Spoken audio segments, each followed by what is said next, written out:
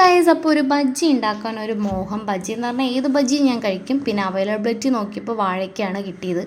അപ്പോൾ ശ്യാമിനോട് ഞാൻ തലേദിവസം തന്നെ വാങ്ങിച്ച് എനിക്ക് റെഡിയാക്കി വെക്കാൻ പറഞ്ഞിരുന്നു. അങ്ങനെ ശ്യാം ബജ്ജിയുടെ ആച്ചിയുടെ തമിഴ്നാട് ബ്രാൻഡിൻ്റെ ആച്ചി പൗഡർ ഉണ്ട്, ബജ്ജി പൗഡർ, അതാണ് വാങ്ങിയത് കേട്ടോ. കൂടെ വാഴയ്ക്കും കൂടെ വാങ്ങിയിരുന്നു. എനിക്ക് പണ്ടൊക്കെ നമ്മൾ വീട്ടിലായാലും മിക്കവാറും ദിവസങ്ങളിൽ ഇങ്ങനെ ബജ്ജിയും സാധനങ്ങളൊക്കെ ഉണ്ടാവും. അല്ലെങ്കിൽ കടയിൽ നിന്ന് പോയാലും വാങ്ങാം. അന്നൊക്കെ 5 രൂപയൊക്കെ ഉണ്ടാവുള്ളൂ ടീന്. ഇപ്പോൾ 8 രൂപയും 10 രൂപയൊക്കെ ആയിട്ടുണ്ട്. ഇന്നും 5 രൂപയ്ക്ക് കൊടുക്കുന്ന സ്ഥലങ്ങളും ഉണ്ട് കേട്ടോ പാലക്കാട്. അപ്പോൾ എനിക്കിപ്പോൾ കോഴിക്കോടായതുകൊണ്ട് എനിക്ക് അവിടെ വരെ പോയി തിന്നാനുള്ള സമയം ഇല്ലാത്തത് കൊണ്ടും നമ്മൾ വീട്ടിൽ തന്നെ ഉണ്ടാക്കി എക്സാക്ട്ലി ടേസ്റ്റ് നമ്മുടെ ആച്ചി പൗഡറിന് കിട്ടും കേട്ടോ. അങ്ങനെ ആ പൗഡർ വാങ്ങിയിട്ടാണ് ഞാൻ ചെയ്യുന്നത്.